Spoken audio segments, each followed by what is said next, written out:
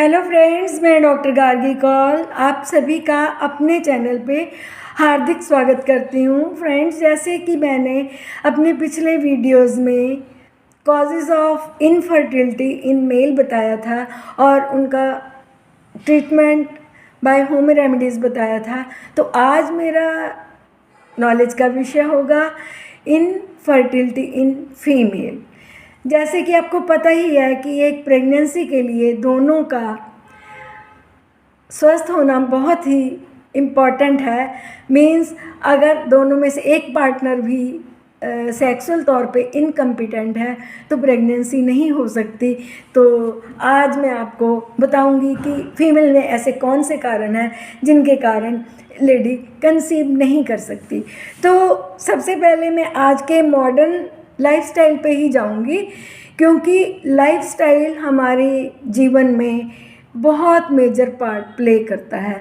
जैसे कि आज की लाइफ में सेडेंट्री लाइफ है, हम बाहर निकलते नहीं, विटामिन डी लेते नहीं, वर्क कोई करते नहीं, तो इन चीज़ों का हमारी बॉडी के हर सिस्टम पे बहुत ही बैड इफ़ेक्ट होता है। बिकॉज़ अगर बॉडी दी है तो वर्क करना है हमने। तो ये तो हमारा लाइफस्टाइल हो गया। और इसके साथ साथ आज के युग में जितनी एडिक्शन मेल पार्टनर कर रहे हैं उतनी ही फीमेल कर रही हैं। जैसे कि स्मोकिंग, अल्कोहल की इनटेक है और ना जाने कौन कौन से नशे, में उनके नाम नहीं लूँगी, बराबर की भागीदारी है औरत की। तो ये भी एक मेन पार्ट प्ले करते हैं। और इसके साथ साथ हम बैठ के लगातार लैपटॉप को अपनी लैप में रख के वर्क कर रहे हैं, दिमाग हमारा कहीं और चल रहा है, तो हम अपने जेनिटल सिस्टम पे, उन हॉर्मोन्स पे उतना फोकस नहीं कर रहे, जहाँ हमारी बॉडी उतना रिलीज़ नहीं कर रही, क्योंकि हर काम के लिए हमारा ब्रेन एक मैसेज प्रोड्यूस करता है जिसके अकॉर्डिंग हम अपने सारे वर्क्स करते हैं। तो ये तो चीज़ें हो गई हमारे लाइफस्टाइल के अकॉर्डिंग। अब मैं आपको बताऊंगी कि हमारी ओवरीज, हमारी फेलोपियन ट्यूब्स और हमारे यूट्रस और हमारे सर्विक्स में ऐसे कौन से कॉजेज़ हैं जो कि एक हिंड्रेंस क्रिएट करते हैं कि प्रेगनेंसी ना हो। सबसे पहले मैं ओवरीज पे जाऊंगी। ओवरीज में आज के युग में अगर मैं 5 पेशेंट देख रही हूँ तो एक लड़की, इधर वो मैरिड है इधर वो अनमैरिड है, पीसीओडी की शिकार आती है। ये पीसीओडी क्या है? Polycystic ovarian disease. That means छोटे छोटे वाटरी सिस्ट हमारी ओवरीज में बन जाते हैं। एग प्रोड्यूस होता नहीं है, तो एग नहीं प्रोड्यूस होगा तो प्रेगनेंसी कहाँ से होगी।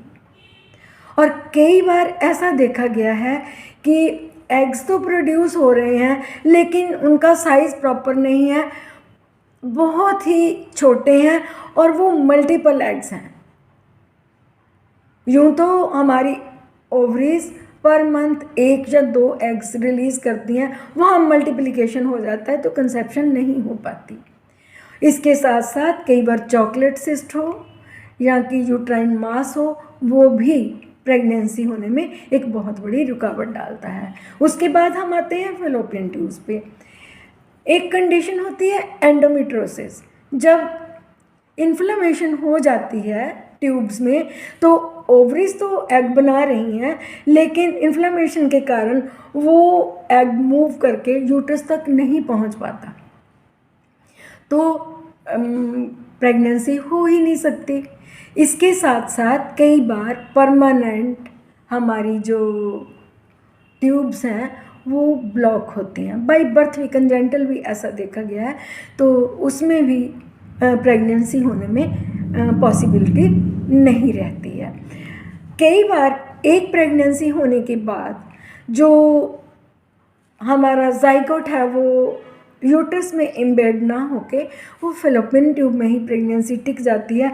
कुछ हद तक तो वो उसकी जो फेलोपियन ट्यूब की इलास्टिसिटी है वो उसको कोप अप करती है, लेकिन आफ्टर सम टाइम जब वो सक्षम नहीं रहती तो क्या होता है कि जो फेलोपियन ट्यूब है वो रप्चर हो जाती है, उससे हमें वो सिस्टम निकालना पड़ता है। ऐसा एक बार हुआ, फिर भी हमें 50% चांसेस होते हैं कि प्रेगनेंसी हो जाए।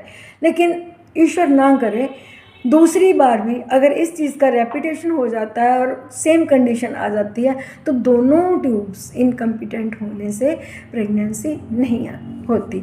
उसके बाद मैं आती हूँ यूट्रस पे।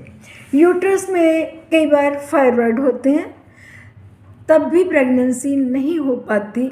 बार बार इर्रेगुलर मेंस्ट्रुएशन होती है जिसको कि डिसफंक्शनल यूटेराइन ब्लीडिंग का नाम दिया गया है, तब भी प्रेगनेंसी नहीं होती। कई बार यूट्रस की जो एंडोमेट्रियम है उसकी थिकनेस नॉर्मल ना होके वो मोटी होती है, तो ये भी एक बहुत बड़ी बाधा है कि प्रेगनेंसी नहीं हो पाती। कई बार यूट्रस का जो एक्सटर्नल या इंटरनल ऑस है उसमें पॉलिप पाया जाता है, तो जो पॉलिप है वो अपने आप में एक रुकावट है, प्रेगनेंसी नहीं हो पाती। एक और कंडीशन आती है दैट इज़ नेबोथियन सिस्ट। नेबोथियन सिस्ट भी जो एंडोमेट्रियम है वो ब्लॉकिंग का रूप ले लेती हैं, तो स्पर्म एंटर नहीं हो पाते तो प्रेगनेंसी नहीं होती। तो फ्रेंड्स, सबसे पहले अपने माइंड का सेटअप प्रॉपर करना है। बाकी मैं सारी चीज़ें आपको होम रेमेडी में बताऊंगी। तो आज की ये छोटी सी जानकारी में मैंने सिर्फ कॉजेज़ पे फोकस किया है। होप सो मेरे द्वारा दी गई जानकारी आपको अच्छी लगेगी। अगर को मेरे द्वारा दी गई ये इन्फॉर्मेशन अच्छी लग रही है तो काइंडली आप मेरे चैनल पे जाइए जो कि डॉक्टर गार्गी कॉल के नाम से ही बना है, तो उसे सब्सक्राइब जरूर करें। Thank you for watching my video.